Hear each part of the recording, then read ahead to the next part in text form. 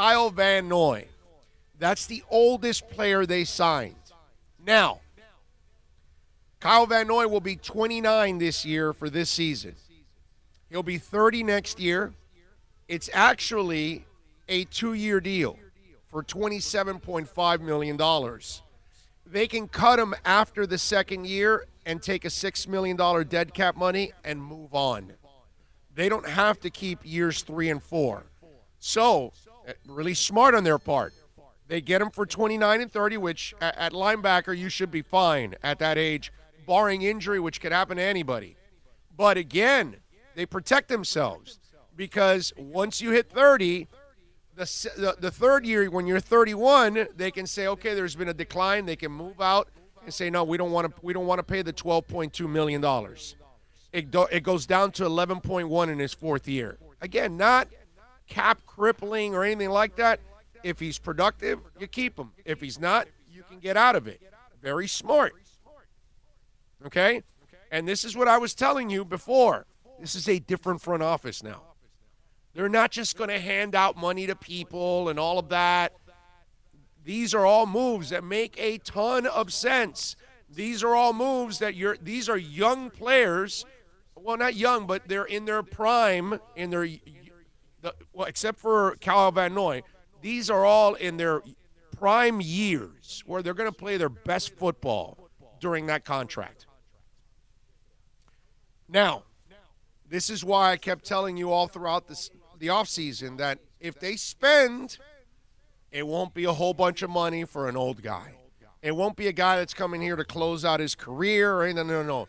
It's going to be a semi-young guy in his mid-20s that they can build on, which is what they're going to do. These are all building blocks, okay? So, again, intelligence in the way you go after free agency, guys that aren't old, guys that aren't injury-prone, all that kind of stuff. Boom, we got that, right? Now let's talk about the players that they acquired, okay? First of all, Kyle Van Noy. Here's one thing you're going to love about Kyle Van Noy, and the coaches are going to love even more than you. They don't have to teach him the system. They don't have to tell him what they require from him. Why? Brian Flores already coached him. Already knows him. Knows how he's going to use him. He's super versatile. Does everything on the field.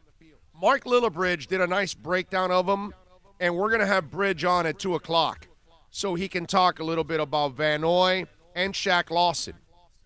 And Van Noy is a guy that can cover some, can rush the passer, is excellent against the run. He is versatile. And again, that's what you kind of need on this team. I mean, even Byron Jones. Byron Jones can play a little safety if you have to. He's not. He's going to play corner, opposite of X. Now, some people think that they're going to try to move X. I don't think that they're going to try to move X, at least not this year. I think they want to bring X back. I think they want to build his stock back again. He stays out of trouble for a year. He kicks ass, goes to the Pro Bowl, and then maybe next year you can think about it if that would be the plan. I don't know yet. I don't think it'll be this offseason, okay? I think you go and you keep those two corners. Do you know why? When you have two lockdown corners, your pass rush becomes that much better.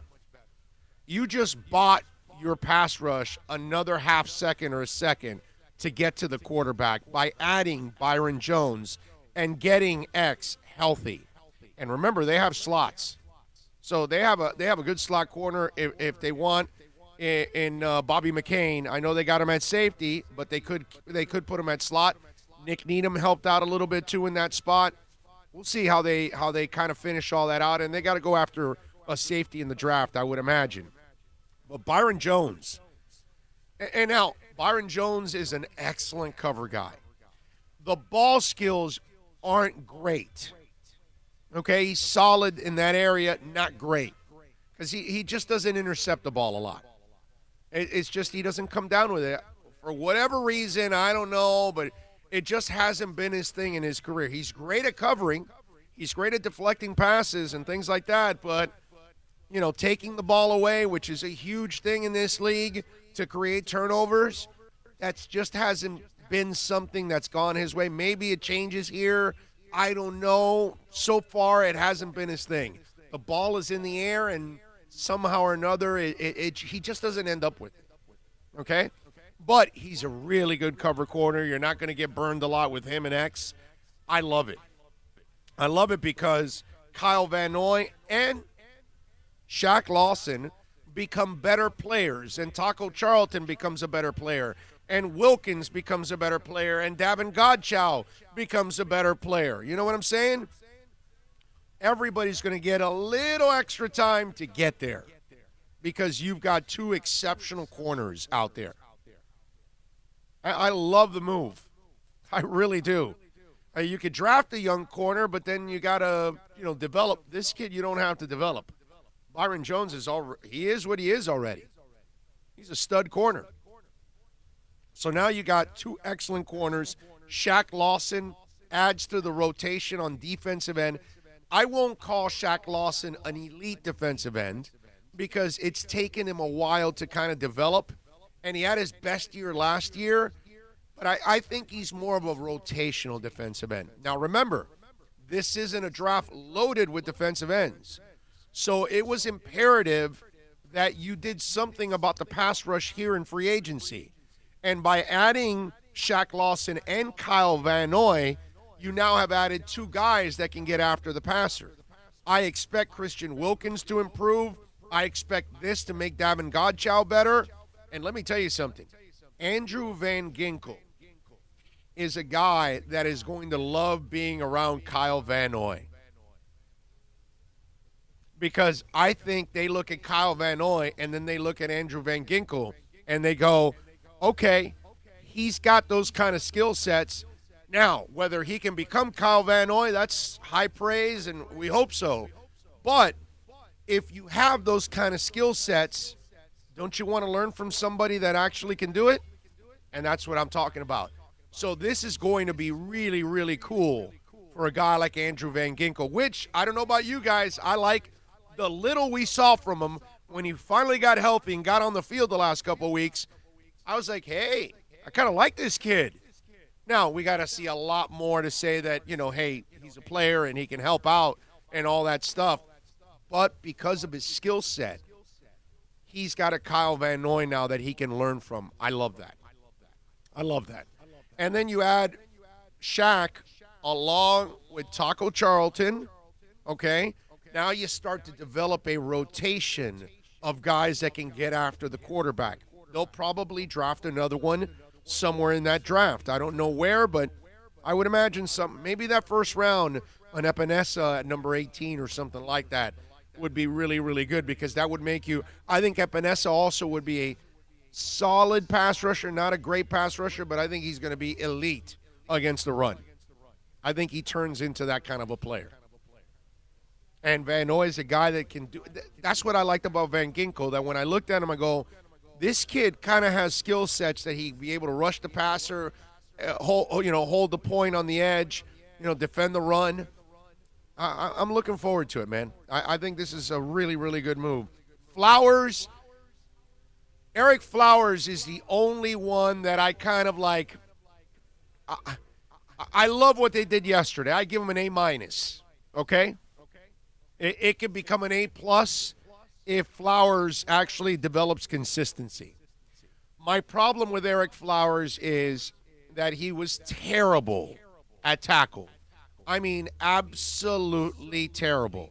Now, he's not the first guy in the world and in the history of football that he moved to the next level and he wasn't good at one position, but then they found another one for him and he excelled at it.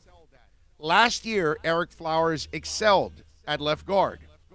Today, we're going to have Kevin Sheehan, who covered Eric Flowers last year with the Redskins, and we'll ask him. But Flowers played really well at left guard last year. Now, I have to go with maybe that was an aberration. That's the only one that it's not that much of a question because it's not like they spent a whole boatload of money. $10 million per year is not earth-shattering. And considering how much cap space they have over the next couple of years, if they screw up with this one, they can sweep it under the rug after the second year and move on. So it's not the end of the world. I love all the other picks. This one really puts you over the top if the guy actually comes in and becomes a left guard. If he can actually develop consistency and play again well at left guard, then I become a believer. You know what I mean?